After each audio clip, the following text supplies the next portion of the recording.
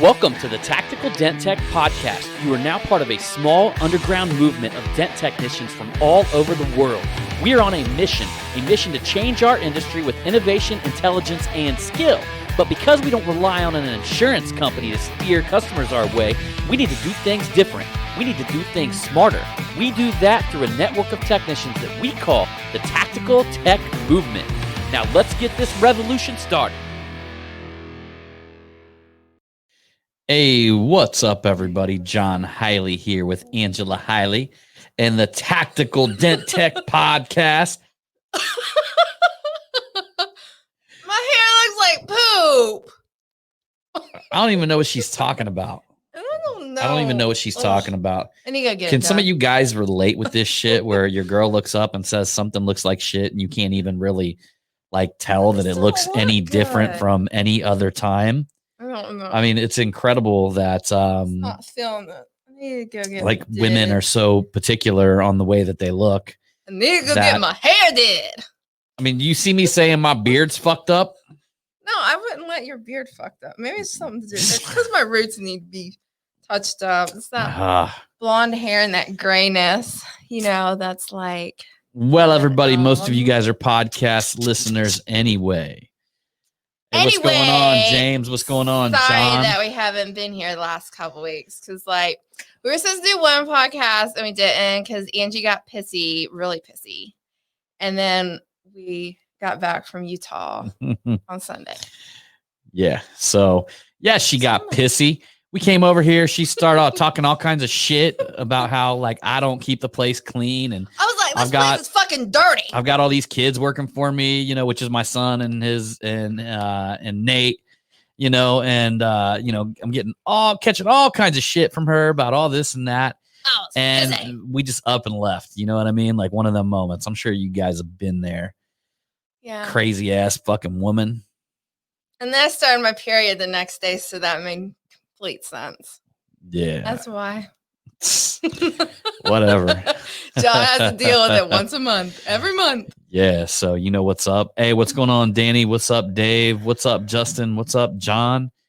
So yeah, many of you guys might not know this, but we do this live actually on my personal Facebook wall. So you ain't fucking following John Hiley. You better get over there and fucking follow me so you can see these things live. That's right. But for many of you podcast listeners, That's right. glad to have glad to be able to serve my podcast audience as well. And that being said, we're gonna talk a little bit about we just got back from Utah, Zion National Park. It was beautiful. It was very beautiful. And we went out there for our annual Mastermind. So at last year's Mega Media event in October, we actually sold out our Mastermind group. Some of you guys may not know what a Mastermind group is, but essentially it's a group of people that we actually required a minimum amount of income. So we weren't just letting anybody join because there's a whole fucking slew of problems if you got a guy making like 80 grand a year and you got a guy making $1 million a year.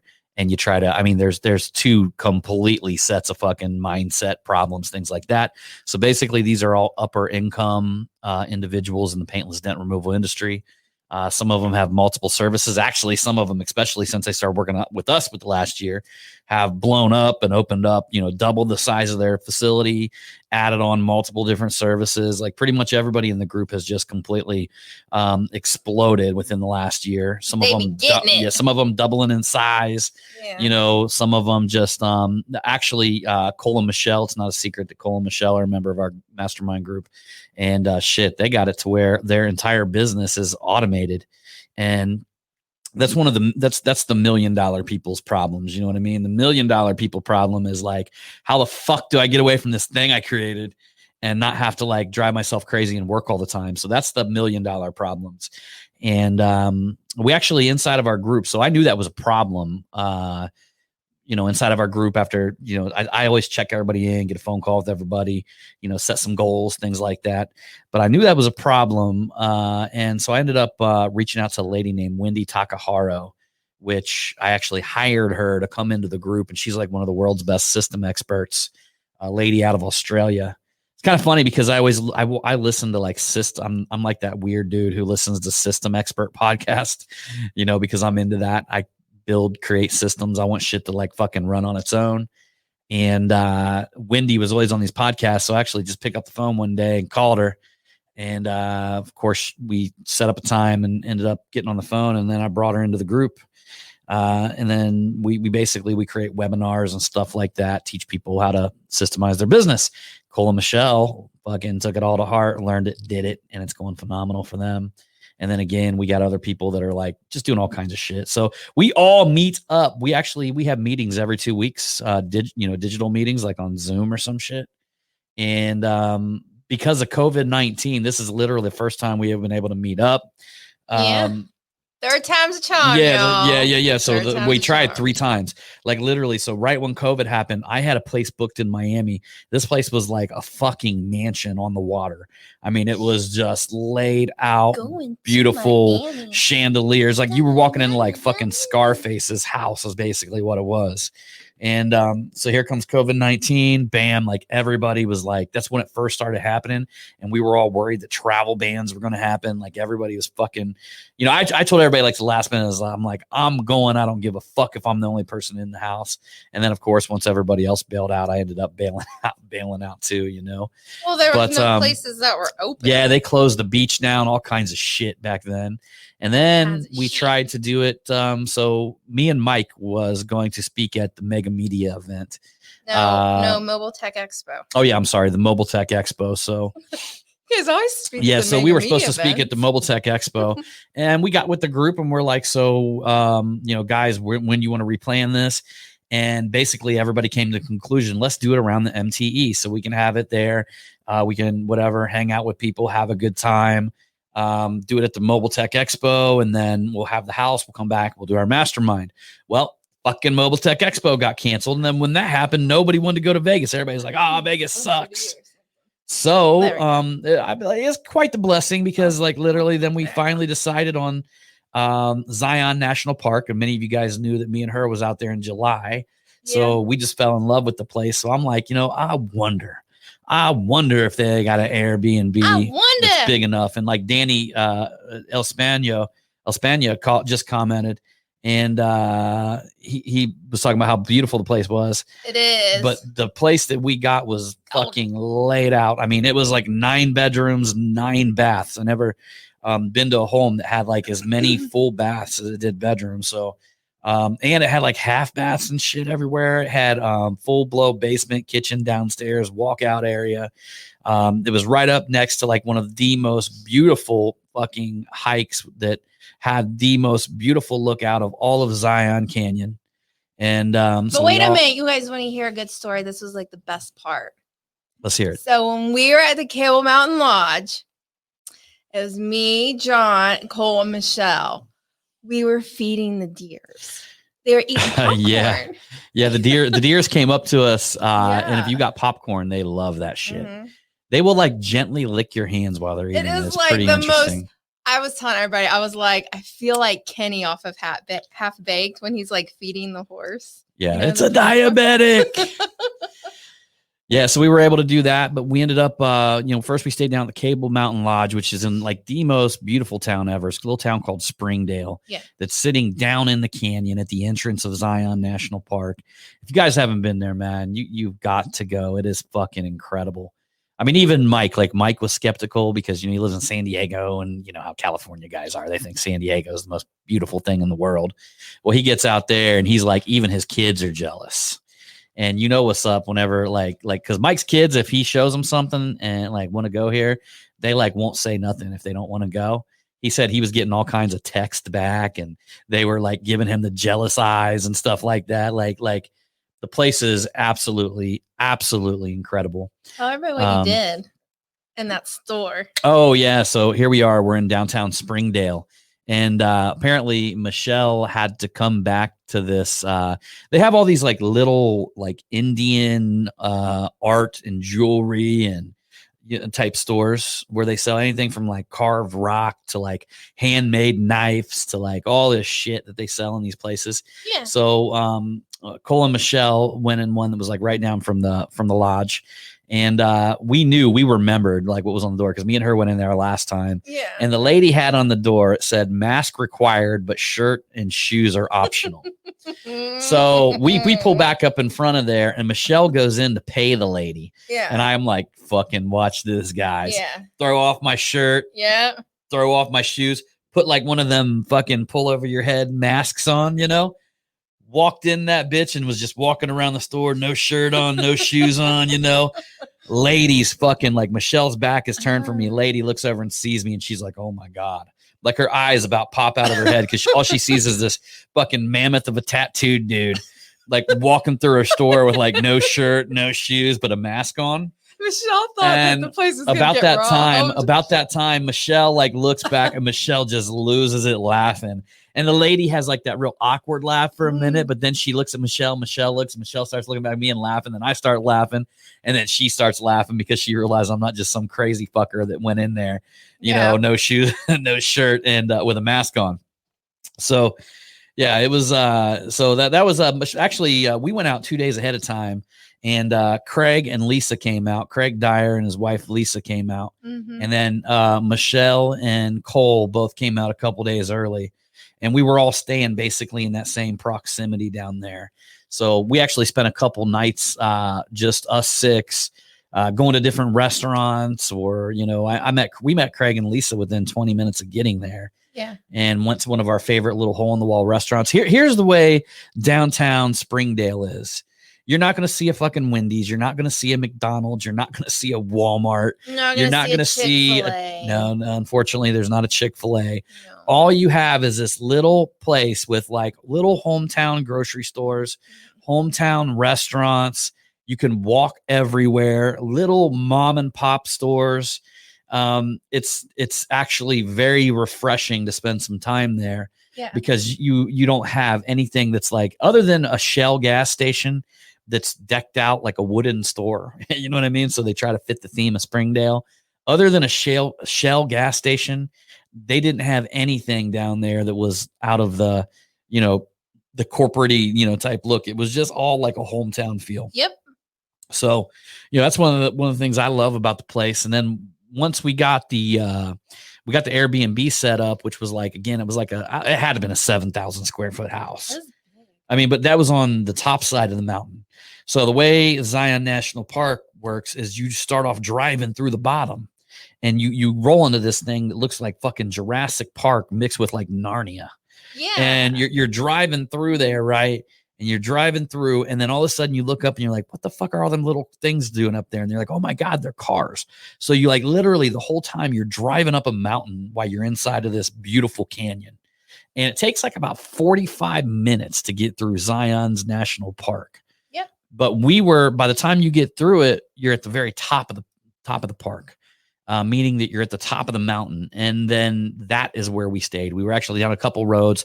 We were probably 15 minutes, but it kind of just all like hooked back around to like the east side of the actual Zion Park. So we were like up there on top.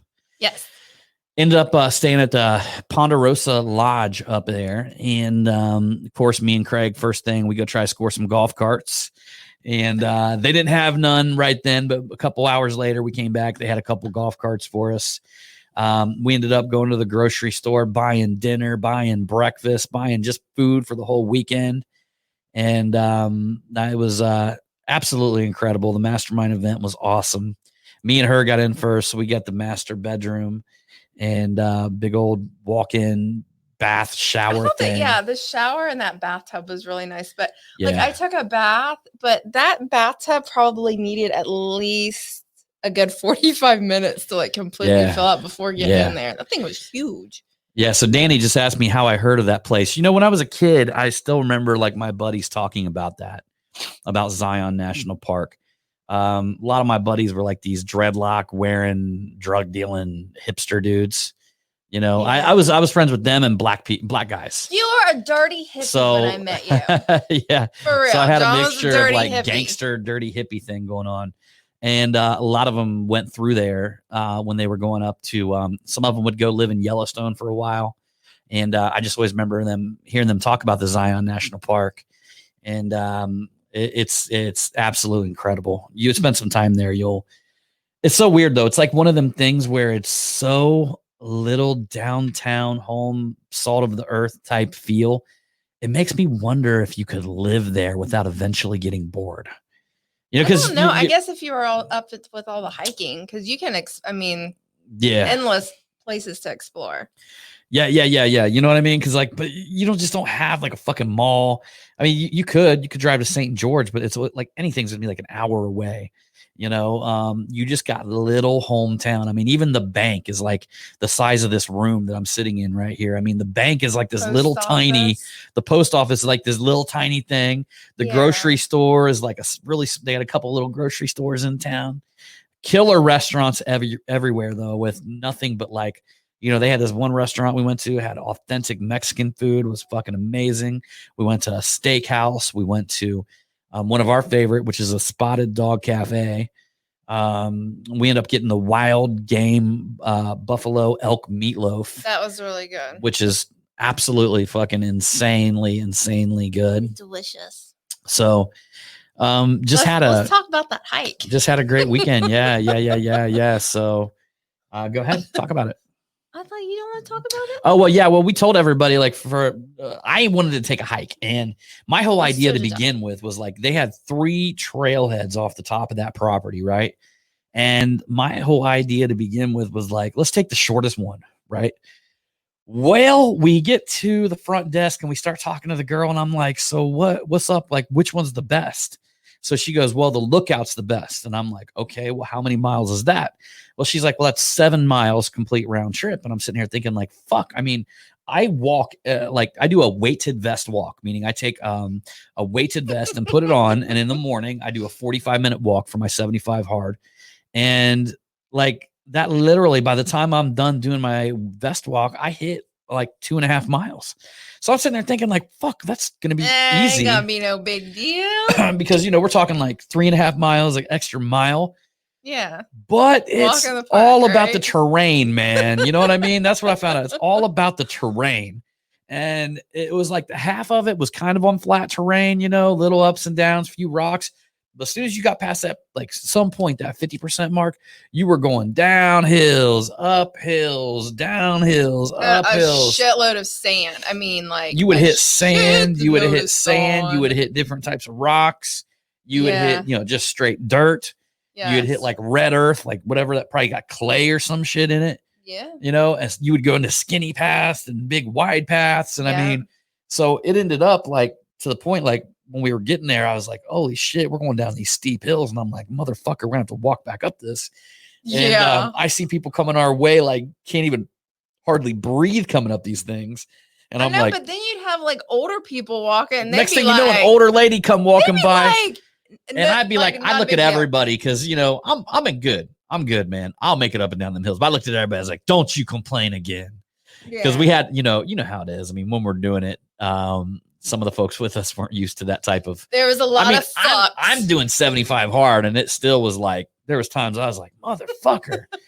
Like, damn, we're going hard right now, So and I'm in the middle of doing 75. I'm like 30 days into, or 28 days into 75 hard. I'm like, fuck. Mm-hmm. So like some of the people who were with us was like there was a couple times on the way back, because the way back you were like going uphill a lot. Oh, that rock hill that you were going up rock hills and shit. God, that was the worst right there. On the way back, there was a couple people that was with us, man. They had to make some serious stops. Like there for a while, we ended up losing 3 of them, and we waited there for like 30 minutes, and we started yelling and shit. And then finally we heard back from him, but he was just having problems, man. He was a big old boy.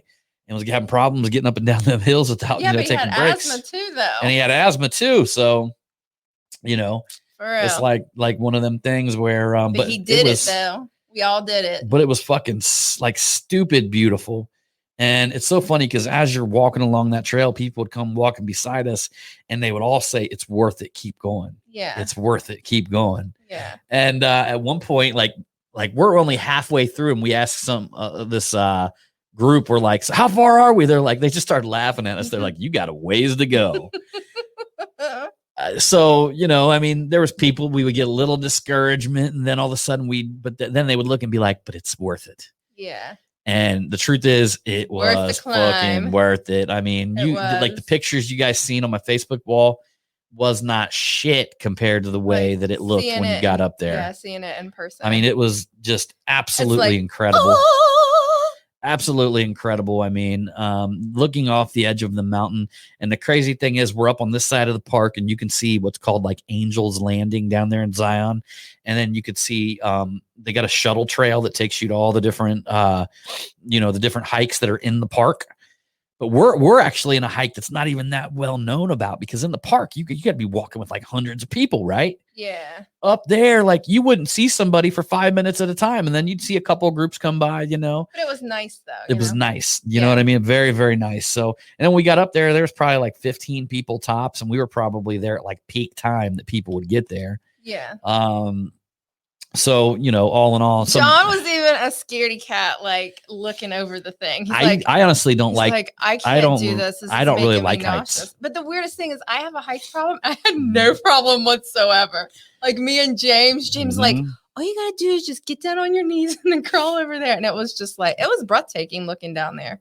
I really don't like heights. I mean, I got close to the edge when I was sitting on my ass, and I could walk up there and kind of like look over, but to like stand right on the edge and look straight down like a 4,000-foot drop, that just makes me want to fucking vomit. Like I would literally like just throw up. It was pretty. I thought it was really pretty. It felt very calming when we were up there. Like surreal. Like you were like with one, or is that it? With one or at one or yeah. That's what it felt like. That's what it really felt like. Well, actually, I had a podcast a couple days ago on the Marketing Revolution. If any of you guys haven't checked out my Marketing Revolution podcast, guys, I'm doing one podcast every day. So you're actually following my marketing journey when it comes to the Marketing Savage course launch and all kinds of shit. I mean, every day I learn some sort of new marketing lesson. So you guys definitely want to check that out. It's called Marketing Revolution Podcast. But my fucker. Yes. Oh, and then afterwards, I told everybody we were getting pizza. I was like, listen, I burned enough fucking calories. I'm eating me some pizza, some chicken wings. And then Mindy and Edward went down and got ice cream for everybody afterwards. That's right. That's right. Amazing. It was amazing. Yeah. We were all like, after that hike, we were all kind of like, we were all hit. We were hit bad. Yeah, man. It was like a 4-hour round trip or something like that once we were said and done. So yeah, if you could imagine like 4 hours of just straight working out the whole time. You couldn't think straight afterwards. You couldn't. Yeah. So that being said, we ended up, we had to get ready to head to the airport at 2:30 a.m. No, we were up at 2 a.m. Okay, we were up at 2 a.m., but we had to leave by like 2:45 a.m. to actually drive to the airport, because the airport's a couple hours away when you're on that side of the park. Yeah. And me and her actually opted to drive through the park at that time in the morning. And it was kind of cool. Really nice. Yeah, because nobody was posting. Like normally they got like somebody at the guard post like that will check your receipt, because it costs like $20 or something like that to drive through. Yeah. Or it's like $35 for a week pass, for like a week pass, right? And but there's nobody to check it on certain hours. So we had to drive through the park, which was actually really cool. I mean, it wasn't as bad as what we thought. Yeah, we couldn't see the massive mountains, but just the headlights lighting up the trails. So lots of bunnies and lots of deer. And the way they laid the road was like some sort of red kind of almost like a clay, type of asphalt. And for whatever reason, it lit up really well with the headlights. Yeah. And they actually got a 1 mile tunnel that goes through the mountain. That was neat driving through at night too, because it lit up. It lit up. Like during the day, you can't really see the sidewalls, but when we were driving through there in the middle of the night, it just lit that bitch up. We seen all the carving in the walls and all that kind of stuff. Yep. And got over to the airport, and then we just slept like any chance we could get. I mean, we were sleeping like in the airport. Well, I at least know I was. I wasn't sleeping. I was sleeping on the plane. We got up to Salt Lake City, went back to sleep at the airport, went back to sleep on the plane, and then got home where I had to come over here to the shop and do my 75 hard at the end of the day. So I finished that every day. Even when we had to fly there, we had to get up at what time? 2 a.m. Yeah. But see, she had to get like cleaned up, and I'm telling you, this is like a 4-hour job right here. Okay. No, it's not, John. This is a 4-hour job sitting right you're here. so full of shit. It takes me an hour and a half to get cleaned up. But here's the thing. This is why I got to get up extra early when we fly. I'm the one that makes sure that we have everything, that everything's packed, put properly in the suitcases. All John has to do, like when we fly somewhere, all he has to do is get up, put some clothes on, take the dogs out, and then put the suitcases in the. Well, you have to drive to the airport too. You do have to drive to the airport. But I'm sorry, I'm just not giving you all the credit that you deserve. On that night that we woke up at 2 a.m., your boy right here came out at 2 a.m., drove over here to the shop, and did 75 hard. I was walking around in the middle of the fucking night with a weighted vest on, which was actually kind of cool. Like around here, I didn't know that it was going to be so well lit around my shop. And then I came back, and man, you can do a lot with a bench and some dumbbells. You know, I got a bench and some dumbbells in there. Fucking, I can I can make anything work. I used to fucking work out when I was in jail with a trash can. We would literally, when I was in jail, man, we would take, and this was not the latest time, but let's just say a long time ago.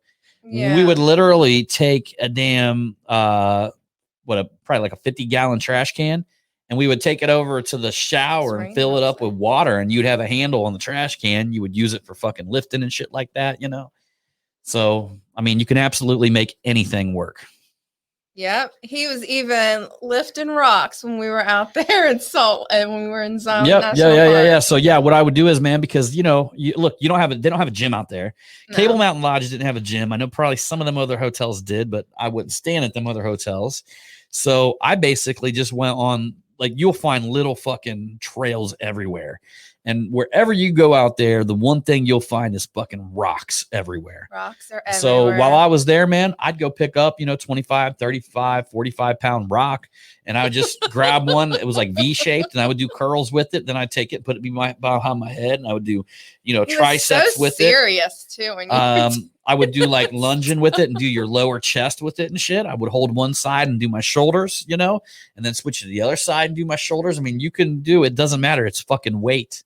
I'll tell you what, the rocks seem to be much harder to control. And because of that, I believe that, and I know that they're working stabilizer muscles that otherwise you wouldn't work if you were in a controlled gym environment. That's true. That's like old school caveman shit, man. How you think the caveman got strong? They lifted rocks. They lifted, how you think, look, when my dad was a kid, he told me this one thing. He said that farmers were always the biggest, toughest dudes in fucking town. Yeah. And you want to know why? Because, I was adopted by my grandfather. So, I mean, he was like a kid when it was like shit. I mean, back in the 40s? Yeah. Yeah. So he was a kid back in the 30s and the 40s, right? Yeah. And I mean, you're talking back when farm work used to be where you were carrying fucking 5 buckets of feed with one hand on both sides. Yeah. When, a tree fell down over top of your fence and you had to go out that motherfucker with an actual axe and chop the fucking tree up. I mean, you think about that. The storms come through now. What do? We call help, or somebody gets a chainsaw and they make quick work out of it. Well, fuck, back then, if you're a farmer, you don't got no money, man, a tree falls over on your fence, your cattle's going to get out. You got to walk over there with the fucking axe and start cutting that bitch until it comes apart. And then after you cut that motherfucker up, you got to put the fence back up. Yeah. I mean, that's shit. That's the shit. And what did you do? Did you go home to air conditioning? Hell fucking no. All right. Did you go home to like heat that you could just turn on your house? No. Motherfucking no. You were cutting wood and shit like that. I mean, I think the old people, man, the old school people, that they were probably strong as fuck compared to us. Yeah, we used a bunch of weenies. I mean, just mentally tough. Think about the mental toughness that it takes to be that way. Air, and we have heat, and they didn't have that shit back then. Hell no. Nope. And farmers, I mean, they were just, one of their animals got hurt. They had to pick that motherfucker up, put it in a truck bed or something. I think if it got hurt really bad, they would have to say a prayer, and then it would have to go to heaven. And then they'd have to butcher it and eat it because they didn't let shit go like that. Yeah, that is true. That's you very know? true.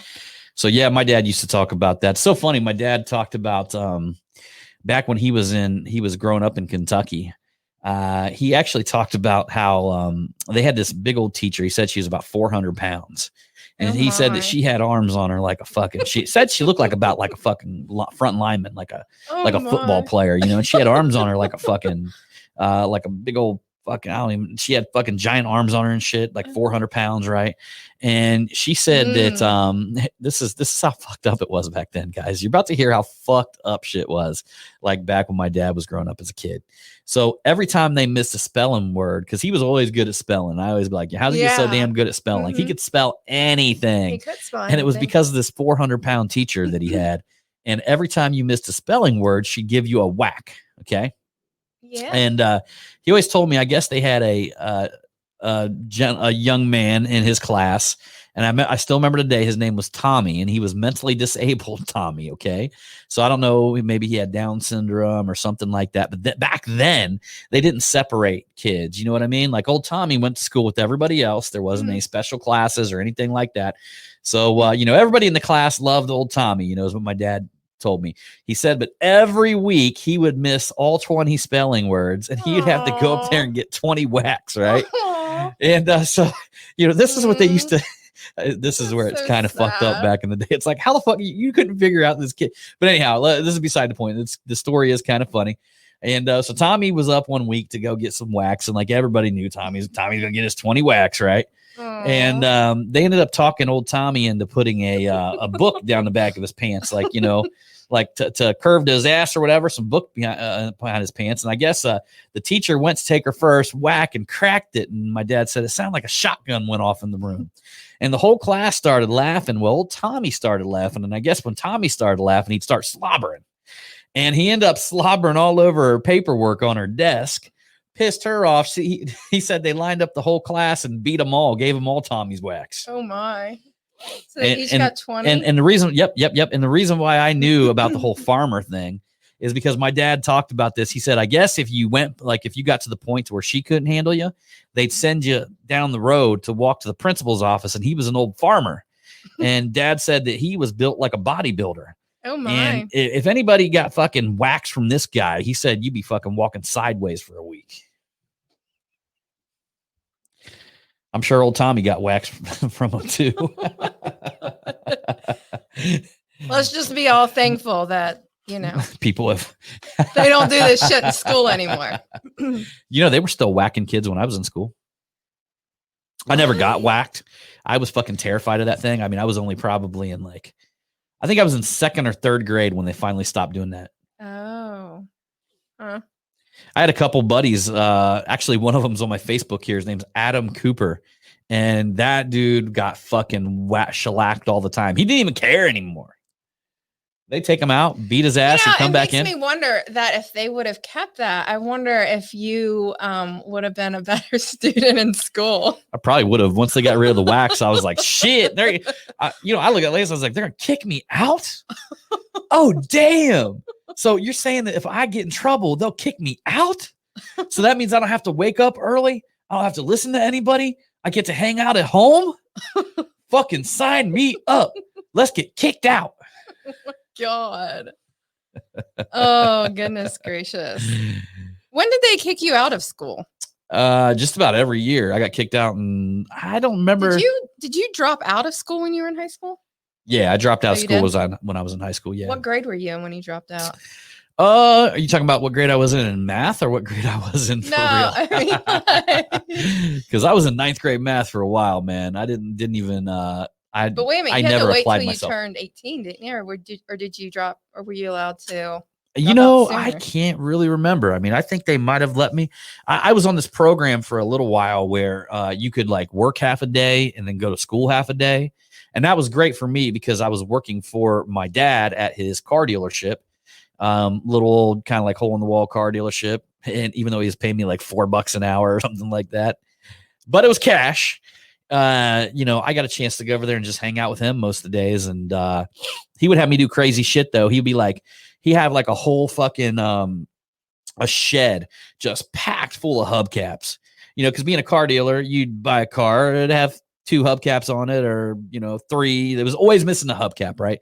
So any chance he got, he would save hubcaps, and he had a whole shed full of hubcaps. So he would do shit like take all the hubcaps out of the shed, clean them all, and then put them all back in and all this fucking order and shit like that. So he had me doing stuff like that. He had me detailing cars, had me washing vehicles.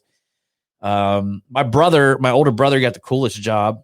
My dad used to run a gambling ring out of the back of the dealership. And they had crap tables. They had, whatever, bunch of gambling shit there. They always have fish fries, stuff like that. But my brother's job was to sit at the front of the door, and my dad had a peephole. And you could move this little thing along the side that would hide the peephole. And my brother had one eye up to the peephole and watching out to make sure there was no police coming. No popos. Yeah, he was the one who watched the police. I want to say that my dad took 10% like of the house. So whatever was spent in that little makeshift casino, he took 10%. Which, from my understanding, I mean, it'd make anywhere from like $500 to a couple $1,000s a night. Yeah. I feel you. He was a gambler. I'm not so much of a gambler, but I mean, shit, there was a time when I remember going out into his garage in the morning. They'd be up all night, and they would have, like, basically at that time, they would have all the fucking big pots in the middle, right? And I remember seeing him win something to the nature of like a $10,000 pot in our garage. Ooh. And I still remember that's the day he went out and bought my mom. I can't remember the make and model of the Cadillac, but it was like, almost looked like maybe some of you guys might know in the comments. It kind of looked like an Oldsmobile on the front. And then, you'd have like the Oldsmobile look all the way till it got to the back. And the back trunk was slanted. And it had like an imprint of where like an old school tire would have been like sitting inside of there. So it had like one of them like slanted back trunks. And it was like my mom's favorite car. It was black on the outside, black leather interior Cadillac. And I still remember that my dad he won that on like a $10,000 pot. Car? Yeah. Well, he ended up winning the money, and then he went and bought my mom the car. So did your mom want that type of Cadillac? Is that something that she was wanting for a while? Yeah, I think so, yeah. Aww. Yeah, so isn't that special? That's so sweet. Isn't that special? I still love them old Cadillacs. Mm-hmm. I love all kinds of old Cadillacs. My dad had a 68 Cadillac convertible growing up, and white leather interior. But what was your favorite red. car, though, that he had? And then you got really upset. Didn't you cry because your dad got rid of it? Because his Corvette, yeah. I don't even remember what year that was. I just remember I thought it was cool as fuck to have him drive me to school in that motherfucker. And John went to school like a block away from the house. Had it made, man. Yeah, and then his dad would pick him up from school and take him to lunch. They would go out to lunch, and then he'd be dropped off back at school. One of the coolest things was that my dad had a pop machine that he put beer in it. So when we were kids, we had as many 50-cent beers as we could possibly take. Oh my! But that was all. It was all the beer called Jobel. Is that what? But my dad and all these hillbilly friends called it Goebel. I still remember that. That's where you get your pronunciation, like when you're pronouncing my pronunciation. Yeah, sorry. This is where I get your pronunciation. No, but that's where you get like, you come up with your own the way you pronounce words. Yeah. Well, anyhow, shit. I think we're probably done with this. Hey, but what was your favorite part in Utah? My favorite part in Utah was at the very top of the canyon when we got to overlook at the place called the Overlook. It's probably one of the absolute most beautiful sights that anybody will ever see in their life. I mean, it's incredible. You can see all of Zion Canyon, and they call it Zion for a reason, you guys. I mean, it looks like you're fucking walking in heaven or some shit. Yeah. I mean, it's an incredible, incredible place. Yep. So I would say going up to the very top of that, and I want to say that this probably was even better because we had to work to get it. Yes. And I mean, like lots, like isn't that just how life is, right? Yeah. I mean, people win the lottery and they end up fucking killing themselves or going broke. And, there's like the curse of the lottery. It's like everything's better when you've got to fucking work for it. I mean, because we can't say that we got it easy. We can't say that we just went to like the edge of something and just looked off of it. If it was easy, I don't even think it would be near as good. It wouldn't have been an experience. It had to be a hard experience, man, and Because the experience was like that, it just made it that much better. And it's something that we'll remember for the rest of our life, just because we experienced the journey. That's a good learning lesson for you guys. I mean, it's that, I've heard all the success motivational teachers, stuff like that. They talk about that, it's the journey, it's what builds character, but how much of the journey just makes it better. You know what I mean? That it took you, it was harder for you. It was an accomplishment for you. How much does that forge your character? And then how much better does it feel when you get to the top, when you know that you actually worked for that shit? Oh, that's so good.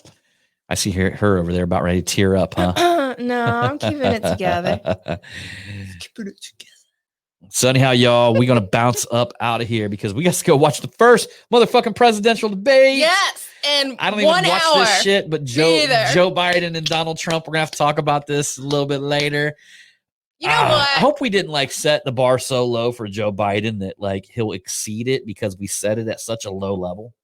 Oh, I hope he fucks up. Listen, I haven't gotten into politics in a while, and then all this coronavirus shit happens, and then I get I bet that's happened with a lot of Americans, because normally we'd probably just be like, fuck Facebook it, is literally Facebook is already posting messages saying this election is not going to be business as usual, that it's going to be people are predicting it's going to be fucking drawn out and shit. I don't even know how Facebook can accurately predict that an election is not going to be business as usual, but they're fucking out there saying shit like that.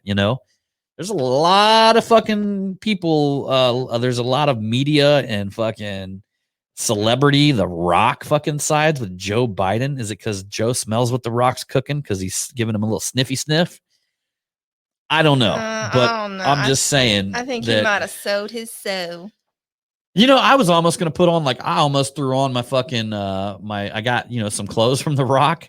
I almost threw that on before I came over here, but then I looked at it and was like, oh, I'm not wearing that. No, you know what I mean?